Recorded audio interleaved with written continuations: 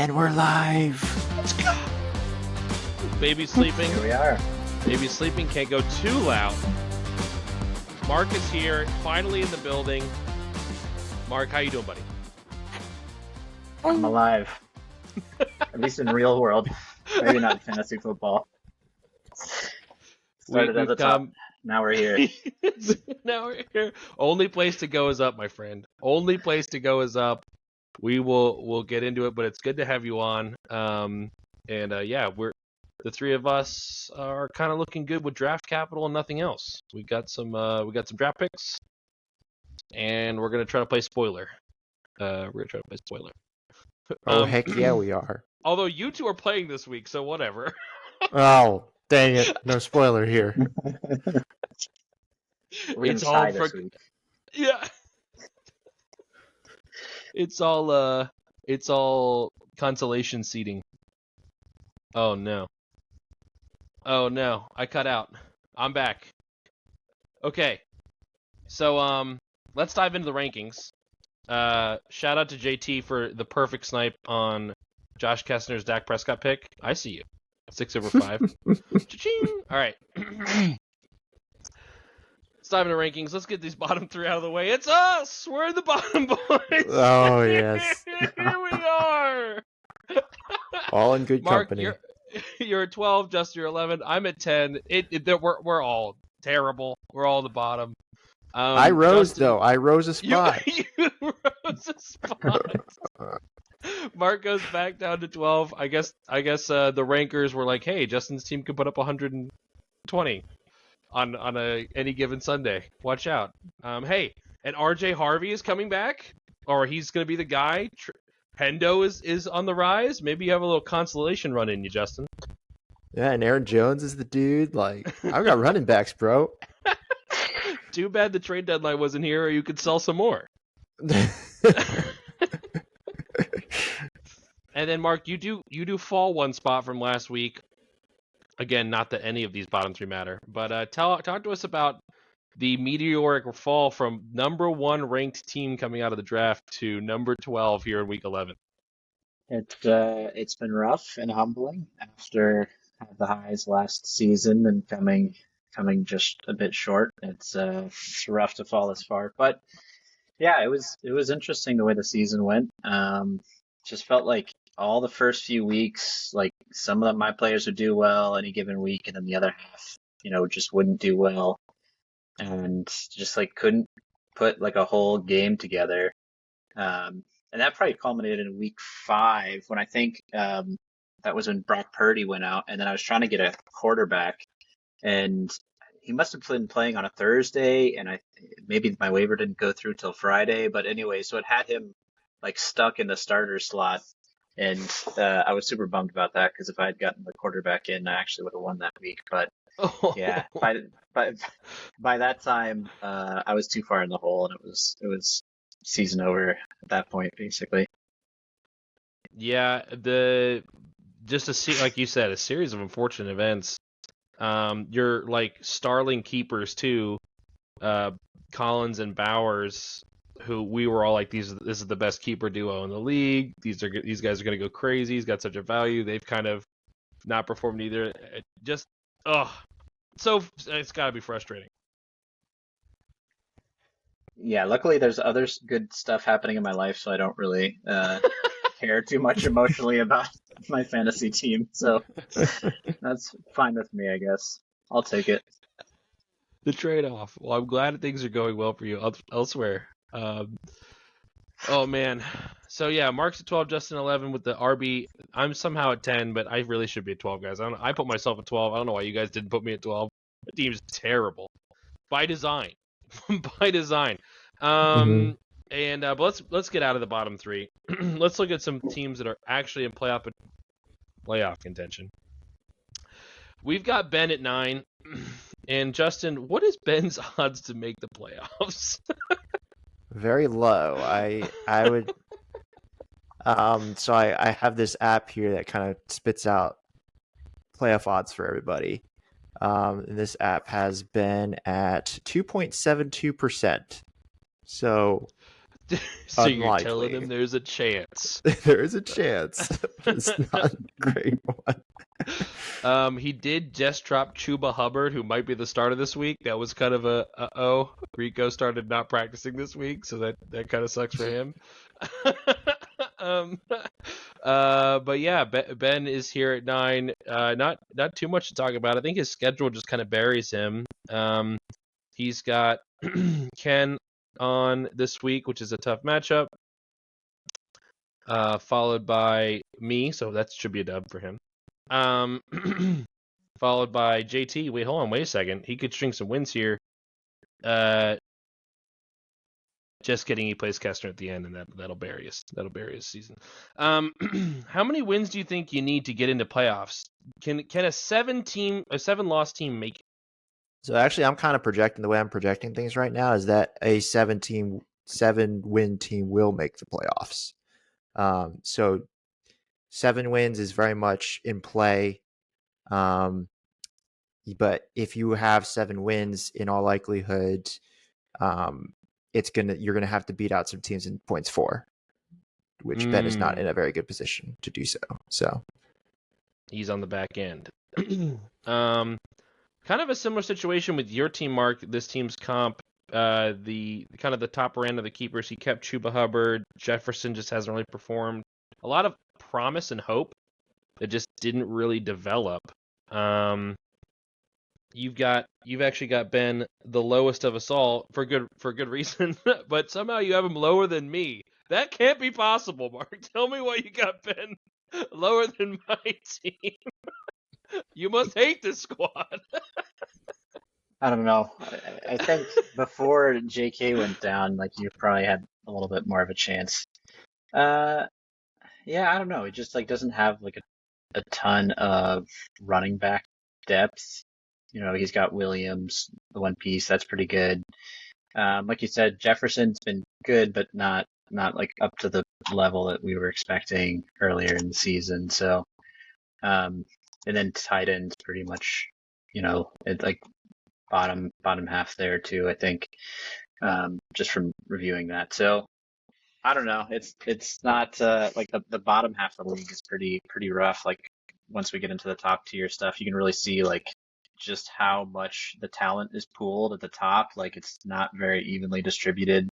I'd say there's like a clear separation. So I wouldn't put too much stock into the individual rankings, like one or two up or down at this point.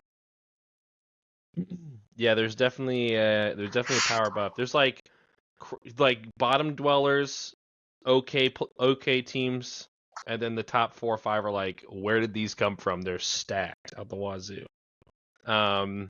So yeah, should be fun to see that last playoff spot. Ben, we're so sorry.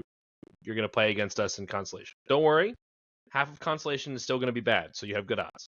All right, JT's at 8.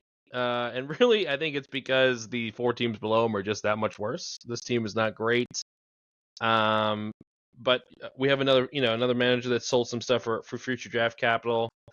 Kind of bummer, and I want to talk to you guys like specifically about Bill Krosky Merritt. He had that one really good game, showed promise, and then like what happened?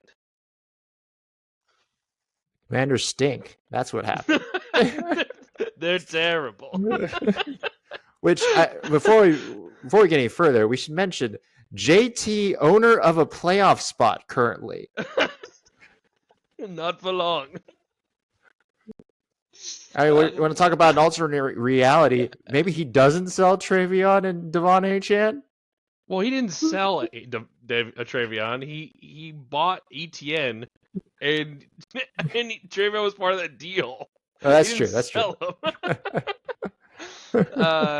Yeah, he or sold a reality where he doesn't play them away. It's trade. Yeah, that's true. Yeah, they could be good. There is a real world that Hendo finally has taken over, even with Stevenson's out this week, but going forward, that's a timeshare if Stevenson comes back. But he it looks like he got max value for AJ Brown because good lord, that offense is terrible. Yeah, he sniped Kester on Prescott. Maybe he sneaks in the playoffs. What's your app tell us about JT's playoff chances? So 14%. So not high. Though in my like the way when I've been like running scenarios, like JT actually has a very realistic path to the playoffs. Like he's got 2 cupcake-ish matchups, I want to say, remaining. Me and Ben. Yeah. So he can realistically get to 7 wins. And then it's kind of a points 4 game. So there's and God forbid he upsets Kestner. I mean, he's in. Yeah. Or Santos this week, which I doubt, but that could happen as well. Yeah. You know, if he upsets one of them, that would be wild. It'd be wild. Yeah, maybe we'll be talking about JT, the man who sold too soon. Maybe you should have been buying at the trade deadline. Waddle's been pretty good since he's come back, so he's got that going for him. Absolutely, and Waddle's been fantastic as well. That Waddle could be, if it wasn't on JT's team, Waddle could be like a league winner on another squad that needed a little bump. Though he was like sitting on a bench, you know. Mm-hmm. You know, now he's like, you know, one of the top 3 players on this very bad team. But but yeah, Kittle, Metcalf's been an absolute disappointment. And Bo Nix is so hot and cold. And Wan'Dale Robinson, low key, has not been low key. Just kidding, very high key. Not been worth the 45 fab that was spent on it. kind of a disaster. Oops. We all make them. All right, moving on.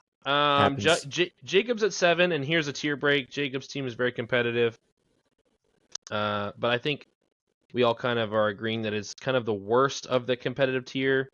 Just because of the variance, maybe him and Ken are in a similar category. The teams can go very boom, can go very bust. But we're starting Aaron Rodgers because Jackson Dart is out, which very much hurts this squad. Mark, I want to get your opinion on some of these moves that Jacobs made, like the Rico Dowdle trade. These moves to kind of grab players that he believes in. And kind of get your take on it. Would you have traded away Devontae Adams? Did you think Rico Dowdle was taking over in Carolina?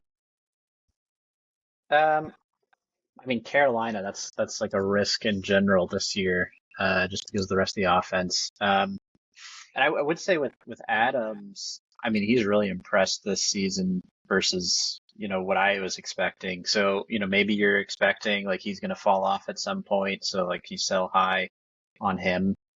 But yeah, just with what he's done, that it does seem like obviously it hasn't worked out in the long term. But I don't know that I would have done that. He does have a tough matchup against Keston this week. Justin, give me the odds. What are the odds Jacob makes playoffs? So this app I got actually gives him a pretty high chance, 87%.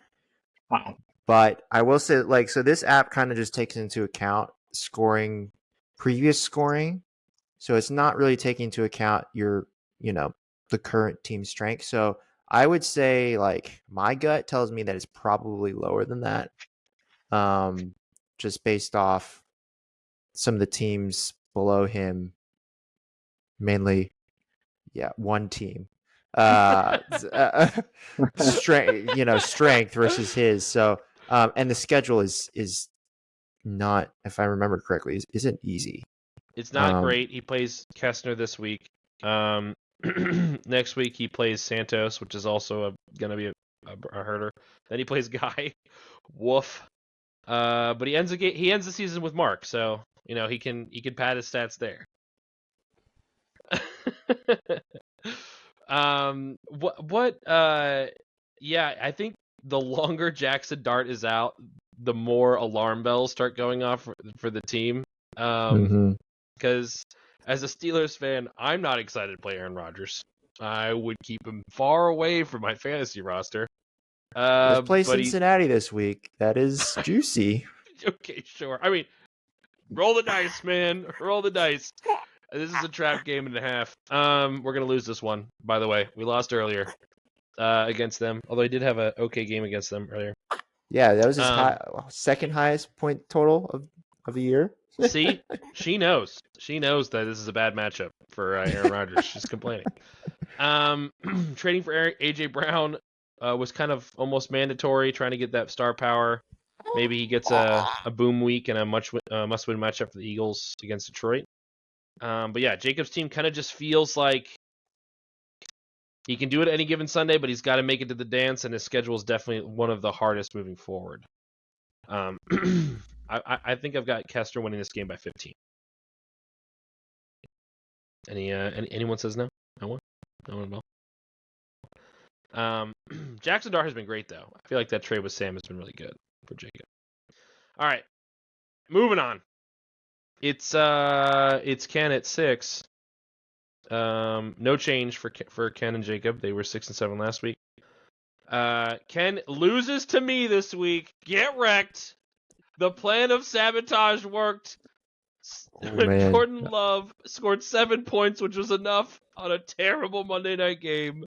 And funny enough, the sabotage to get Ken did not have Sam Laporta. He picked up Theo Johnson, who scored more than Laporta, so it didn't actually work. It backfired. But here we are, looking to get an easy victory against the helpless Old Spice sponsored squad. Ken is now going to be struggling for a playoff spot. Justin, tell me the odds. All right, so Ken's odds, and I do think this is pretty good, is at 34%. Yeah, and I think I think the loss to you was massive. I mean Ken's gonna need some things to go his way. He's got the game against Ben. He's got a game against Sam, and Sam has a bunch of guys on bye. Achane and his tight end and Sutton. So that's not bad. Then he plays Josh. That's a disaster. And then he plays Jacob. So, oh no, he doesn't play Jacob. Then he plays you, Justin. So really, I think there's 3 wins in there, but he's got to win them, right? If he wins one more, he's done. Yeah, there's no room for error. No room for error. Mark, could you imagine trading away your first overall pick and then missing the playoffs? Trading my first overall pick away and then missing. Yes. Yeah. I can imagine that.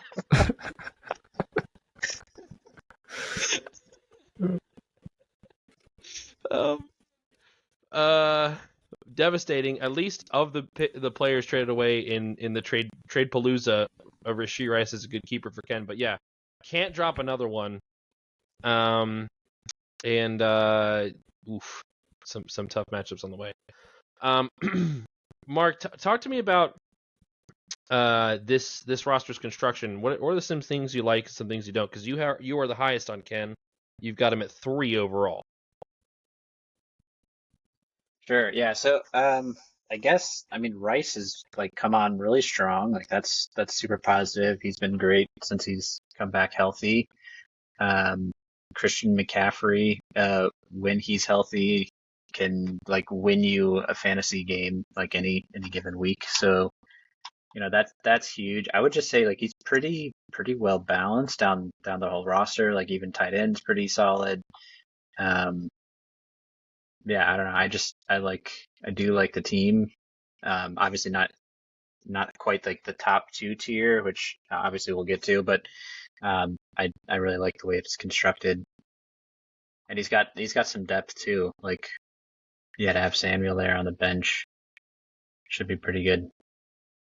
Yeah, the running back room is solid too. Like, you're playing Chase Brown and Christian McCaffrey, then the Warren Stevenson can kind of tap in and out depending on buys or injuries. They're serviceable. I think that honestly, if his win-loss record wasn't as poor, I might have him a little higher. I'm looking now. I don't know if I'd have him too much higher just because some of these other squads are terrifying. But yeah, I like where you're coming from. Justin, you're the lowest on Ken. So what do you not like about it? I don't like the record, obviously. Yeah. I like, obviously McCaffrey's great and Rashee Rice is great, but like Jaylen Warren, he's been fine. I just don't like some of these players. I just don't have as high an outlook on some of them. Like I'm not high on Jake Ferguson now that CeeDee Lamb's back. Devontae Smith has been great, but I think he's going to be hot and cold. I'm not in on Baker going forward. He's got a pretty tough schedule going into the playoffs. So yeah, it's like there's good pieces, but overall, I think, and as we've seen, is that the squad is just very hot and cold, and like you can go out and you can smash and go 160 plus, or you can lose to Luke. Like that happens, and that's scary when like you need to win every like you realistically you need to win pretty much all of your weeks going forward, and like my team like should be a gimme, but like with Ken's team, like you could be in danger. Yeah, you've shown you can put up the numbers, right? I want to say that his points far are solid, but the pack is close. We have a couple really high scoring teams, and the rest are kind of within 50, 60 of each other. So yeah, it's a tough road ahead, but you just got to keep booming. Just got to keep booming, Ken. All right, Santos is at 5. Drop of 2 for Santos, who lost this week in a heartbreaker against Kessner. For a moment there, he was winning the game. The Seattle Seahawks defense had scored back-to-back fumble recovered touchdowns, and they were like 32 points. And it looked like the Cardinals were going to get nothing done.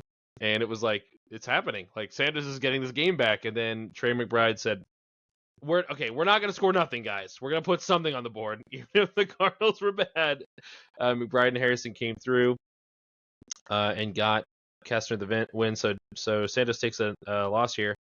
And he gets CeeDee Lamb back moving forward. He's at full strength. On paper, this team is very, very scary. But record-wise, Justin, give me the odds. Is Santos looking good for playoffs? Santos is at 39%. To make playoffs? 39%, yes. Oh, I mean, so like it's like we were texting and like, oh, Josh is like, uh-oh, like Santos might be done. And like that would have been the case had Ken beaten you, Luke, and Jacob had won. If Ken and Jacob win, Santos is pretty much done. But Jacob loses and Ken loses, and Santos gets a lifeline, essentially. Now, like, I mean, that if because both of them have lost, like in my opinion, his path is actually pretty easy. It's compared very to good. Like Ken and Jacob, like, well, really Ken, I think really is the kind of the one who's really in rough waters, because Santos plays JT, plays Jacob, plays Mark, and then plays Guy. Like there's two pretty easy matchups in JT and Mark, and Jacob's team is kind of injured. So I think it's pretty. I like Santos's chances. So things broke his way, even though he lost. Now, we talked earlier about having down your number 1 overall pick in Mason playoffs, but Mark Santos is down his number 1, 2, and 3 overall picks. His first pick will be in the 4th round.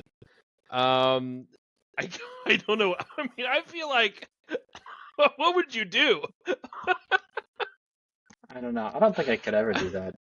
Like, yeah, maybe you trade like one top 3 pick, or round 1 through 3 pick, if you really feel like you're in a good spot to win it all. But yeah, with his record, that's rough. That's rough thinking you might not make the playoffs and you traded that much capital in the next season.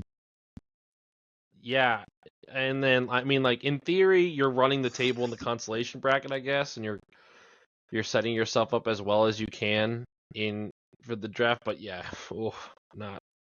You got to make it. If you make the playoffs, it's whatever can happen. I think it was worth it. Oh my gosh. All right. For the record, this team is stacked. Like, if you did ignoring record, he's got Josh Allen, James Cook, Kyren Williams, CeeDee Lamb, Amon-Ra St. Brown, Quinshon Judkins. That's ridiculous. Quinshon Sterling. Junkins on the bench.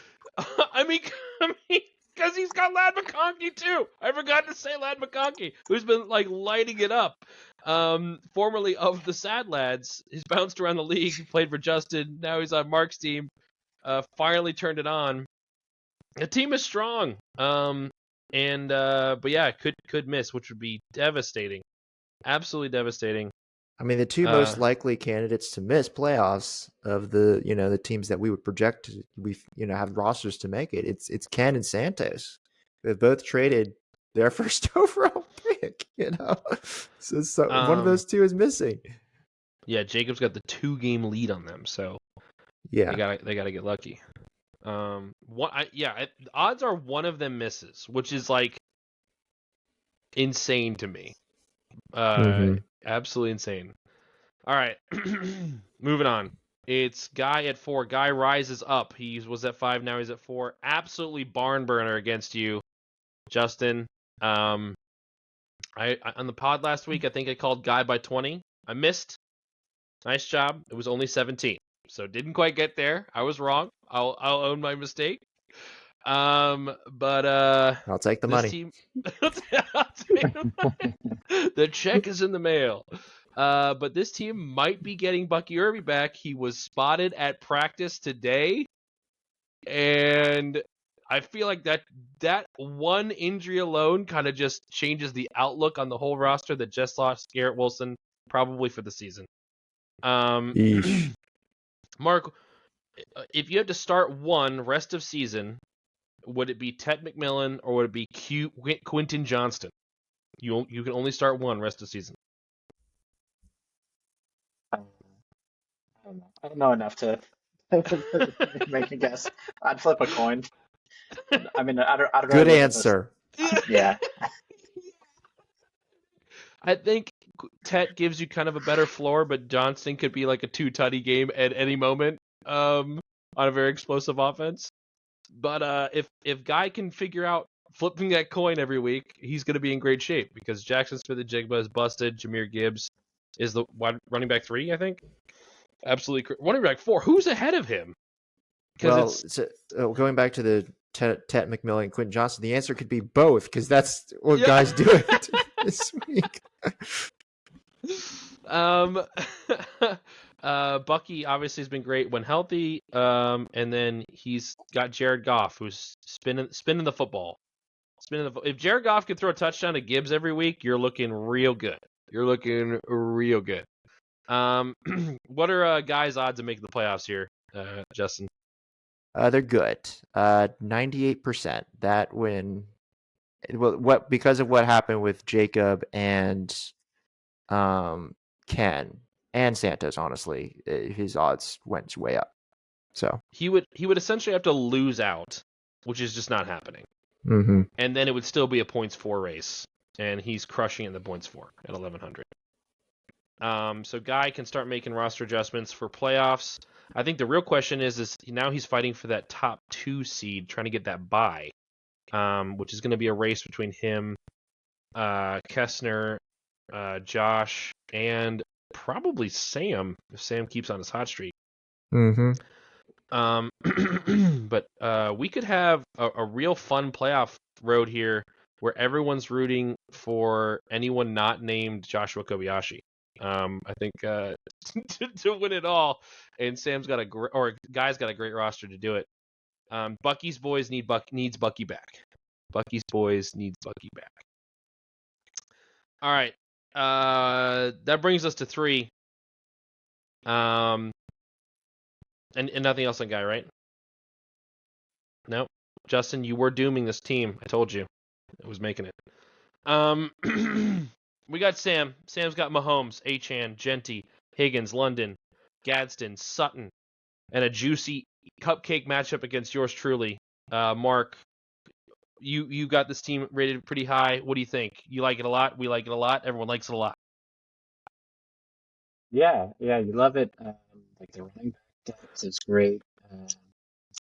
Let me see about the wide receivers. Sorry, I just lost it. You're good. So pulling them up. Yeah, it's too bad about Scatterbo this season, but you'll be able to keep him next season. That's pretty Absolutely. exciting, I think, right? Yeah, He for was sure, drafted. for Yeah, sure. yeah, yeah. Yeah, so that's exciting too. So no matter what even happens this season, that'll be a fantastic keeper. Yeah, I don't know, just a great, like, well-rounded team. The pickup of Achan paid off immediately. Sam, also of the top guys, is only missing his second. He's got everything else intact, which is huge. Because I think he has a team that can compete with them. But Devon Achan absolutely blowing up his first game away from JT. Had his best game of the season. And yeah, he's looking great. Justin, what are Sam's odds for playoffs? They got to be high. Yeah, they're high. 97%. And this team is getting Joe freaking Burrow back in 3 weeks. Talk about a lift for Sam. He goes from QB1, QB2 Patrick Mahomes to Joe Burrow, whatever that's going to be. I do think that the Bengals have a pretty solid playoff matchup, though, so he might be able to flip around. They've got Baltimore, who's been kind of soft up until recently on the quarterback, Miami, and Arizona. So those are pretty good matchups. But Sam is definitely in the running for a bye. I think he could probably get one if he wins out, which would be exciting for Sam. Okay. Anything else here on Sam before we move on? The top two. Here we go. The top two, the league's Josh's, and the order. By the way, Sam moved up one. He was at 4 last week. The preeminent loser of the Josh Bowl, Kestner, stays at 2. Josh is going to be at 1. We'll talk about him in a second. Kestner blows up against Santos. He says, "No, I am not going to make your path easy. I don't care that I was missing players on bye like George Pickens. I'm still going to go crazy." And you want to talk about good playoff matchups. Lamar Jackson at quarterback gets Pittsburgh, and we're terrible. Cincinnati, that's just delicious. And then New England, who's not great against the fantasy quarterback, who've been a good defense overall. This team's crazy. Talk me through, Mark, and this is what I've been most excited about. I want to hear about your trade negotiations for Breece Hall and Josh Kestner. Oh, well, he offered me a bag of peanuts. And and then I told him I wasn't hungry. So a couple days later he came back. No, you know, he always, tries to lowball you as far as, the compensation. Um, I obviously at that point I was definitely ready to get out. It's like my season was already over. Um, yeah, so I figured I'd just get something for him. Mason, was doing some stuff, so um, yeah, there was definitely a lot of back and forth. He offered a lot of different permutations, looked at different players and that sort of thing, but yeah, it's kind of what we settled on. I think you did a great job. I think you crushed KMV, to be honest. I think you absolutely smashed.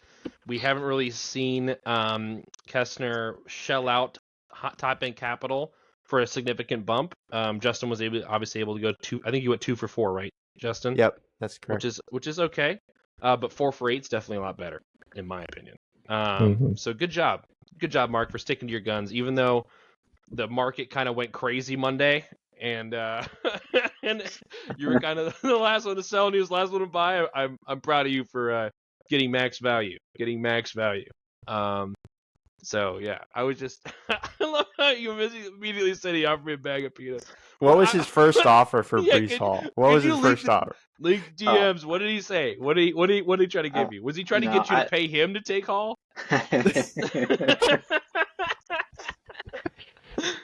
Yeah, no, I don't even remember. There was definitely like a lot of different permutations. Like I said, different players looked at it a bunch of different ways. So I don't even remember like specifically when it was Hall, like where he started, where we ended up. But yeah, that's where we ended up. Well, nice, well done. Definitely a need for Kestner's roster. He was looking for that solid RB2, and I think Hall gets him there. And with a team full of second options for the passing game, McBride has been outstanding. The tight end one, Jacoby Brissett has really turned him on. It just made him really a wide receiver one for most other teams. Last 4 weeks after being traded, 17 points, 24 points, 14 points, 23 points, just absolute monster. Touchdowns in all games. And Odunze finally comes back to life. We were kind of concerned a little bit after a hot start. And they started the game. I don't know if you guys watched, but the Bears started the game and they hit him with 3 targets like immediately. Like Ben Johnson was like, we are going to make sure Odunze gets the football. It's atrocious that he didn't, he only had 3 targets all game last game. That's ridiculous. He's too good. So that's great for Kessner. And then like you already talked about Adams, Mark. He's been phenomenal, just a touchdown machine.